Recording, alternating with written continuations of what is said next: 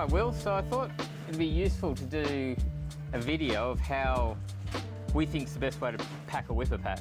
We've got all the stuff here that I would take on a 5-day hike. So like the overland track for the overland track for the overland 60 pack. So I thought we could sort of work out how we'd like to pack this so it works for you throughout the day. Make it all as comfortable and well-fitting as possible. Yeah. Well, first step is grab... True, yeah. Step one, grab your waterproof rain cover and throw it away. Because all the materials on the Overland 60 are waterproof, and we tape all the seams to make a really weatherproof pack. And as you can see, we're still putting important things like sleep systems in a dry bag because it's not truly waterproof, but to keep kind of rain out of your pack in the same way that a pack cover would, you just don't need it. I don't know about you, but what I like to do is put at the very bottom stuff that you're only going to need at the night time. So I'd probably grab a sleeping bag. Sleeping bag, absolutely. And that'd be one of the first things to go in. And we're going to keep our sleep system together, so we're going to kind of go sleeping bag with our sleeping mat, our sleeping clothes, and our tent, kind of all at the base of the pack. Excellent. So there's the nice lightweight 3R sleep mat from Exped. We can put that one in. Probably the tent. Yeah, I reckon tent next. We'll find a way to slide those poles in down the side where they're out of the way.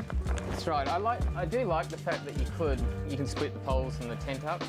Because if you need to stick them somewhere else, you can.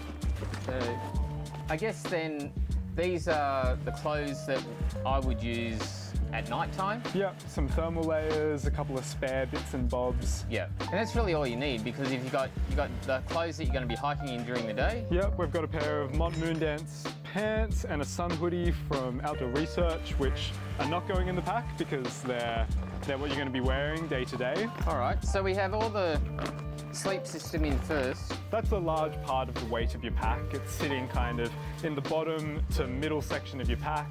It's like, it's distributing the weight nice and evenly, and then you can kind of start to pack the things that you're going to want to have more readily accessible and you're going to use throughout the day. Yeah. So I reckon maybe the food goes in next. Oh, what we did forget was that pillow. Yeah, of course. So I think for a very small investment for quality night's sleep, you can't go past the little pillow. So let's whack the pillow in down with the rest of the sleep system. Food next then, I reckon? Yeah, so food and stuff to cook with. Absolutely. And generally, I think it's best to put the heavier stuff as close to your back as possible within the pack. So we've got our food organised into kind of breakfasts and dinners here in our ultralight organisation pouches. It's just a really useful way to keep your food separate and to be able to grab what you need. You know that the medium-sized one has a blue handle, so when it's breakfast time, you can just grab the bag with the blue handle and you're ready to go. The large one has a yellow handle, slightly bulkier items for dinner, you know to grab that one when it's time to cook dinner. Yeah. So that's how I really like to organise this kind of thing, and that just goes really easily into the pack. All right. Let's grab that one in. Maybe the cook system? Yep, so we've got a little Optimus Solo cook system there. We've got a gas canister inside already packed. Correct. To maximise your space usage. And then we've got these awesome collapsible X-Cup and X-Plate series something things. Like the Overland, you would need probably a second gas canister. So yeah, we'll absolutely. Yep. These bowls and cups and plates stack together really nicely and sit really flat. They're awesome. I've used them for years. Yeah, really rate them. Love it. Light and flat. Also, you can't forget your long fork or spork. If you're eating freeze-dried meals, you've got to get them into the packet. It makes a really big difference having a long-sized one rather than a short-sized one. Otherwise you end up with food all over your hands. Yeah, it's not very nice. And that's actually, if you're using freeze-dried, that's pretty much all you need, isn't it? Yeah, you can just take a single utensil. It's good for mixing. It's good for everything you could possibly want.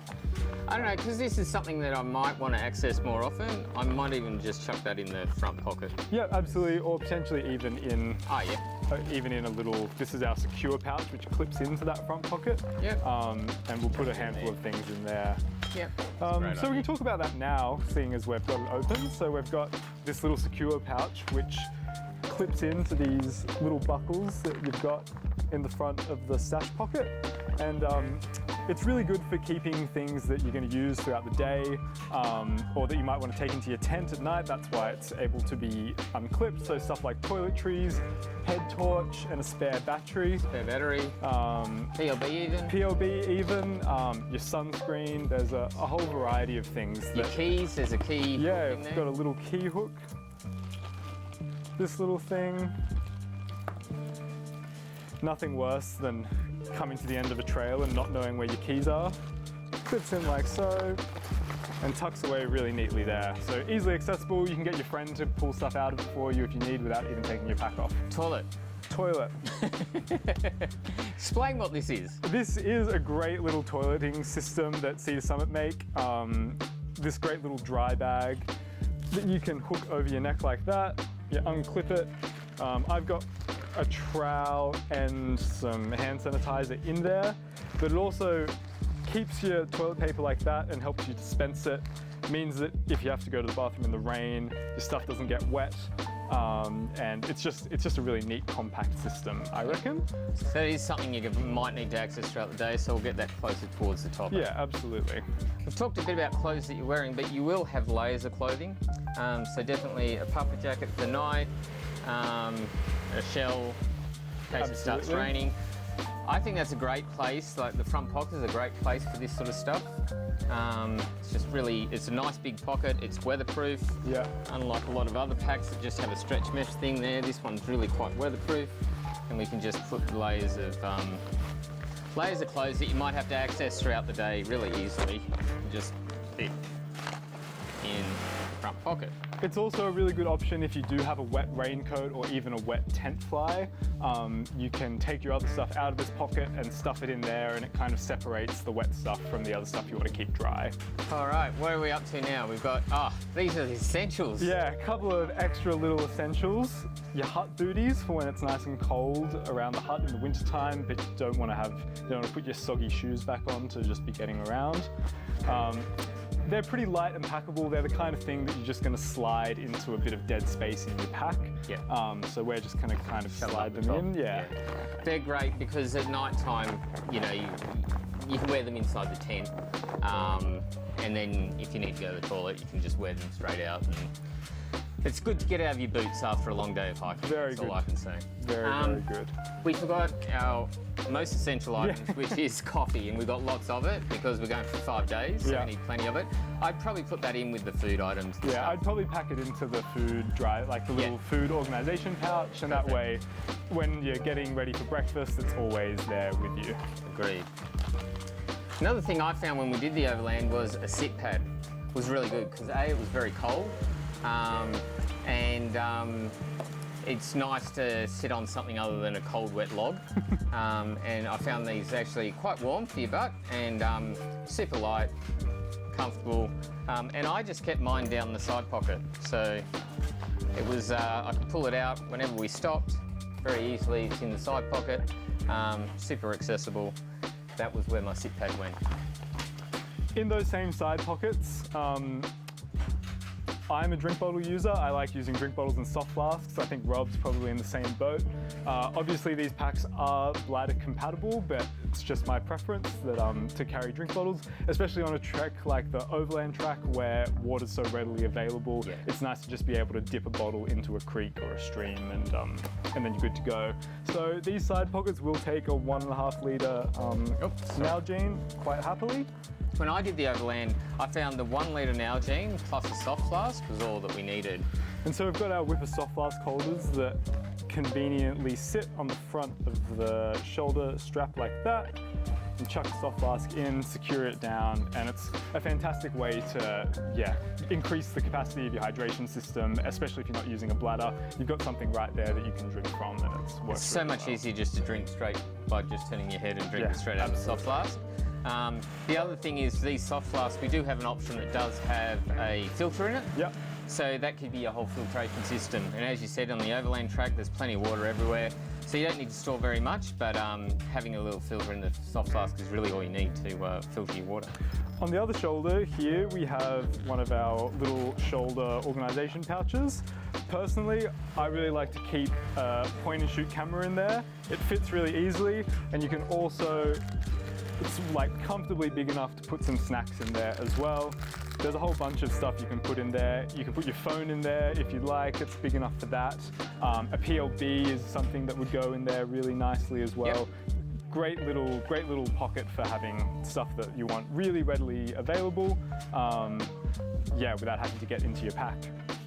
Also, in the overland, there's plenty of side day trips that you can do. Yeah. And I found it really helpful just having a really small, like ultralight day pack. So something like that, you can just throw it in. It doesn't take up very much space. But if you're going to go do a side trip to Cradle Mountain or something, Mount Ossa or whatever it is, yeah, you can just pull that out, throw a bit of food and a bit of drink in there, and off you go. A buff's really good, again. Great for sun protection, great for wind protection, super useful. I'd definitely put that in the front pocket, so it's very accessible. Particularly if you stop and it starts cooling down pretty quick. It's quite nice. And the last thing is I always, and it is in with the spare clothes that we have already in there, but an extra pair of socks. Just it's nice to put on a fresh pair of socks at the end of a day of hike. It's wet in Tasmania. Yeah. It's good to have a pair of clean, dry socks. Yeah, always in your pack. Good merino socks. Yeah. Can't go wrong. Well, close that up and... Yep, so when we close, just for everyone, whenever I close a Whippa pack, I always roll it towards the front pocket. The main reason for doing that is that it seals really nicely. And then you've got your side compression straps that just cinch that down. There's the rain just beads off it, and it just, you're walking through the bush in that direction, so nothing gets caught in there either. So it's just a really good way of closing your pack. Roll it towards the front pocket. Fantastic. All right, so the last thing is maybe some hiking poles. Yeah, got some hiking poles. They're fantastic. I think a lot more people should use hiking poles than do. I've got young knees. I still find them really helpful.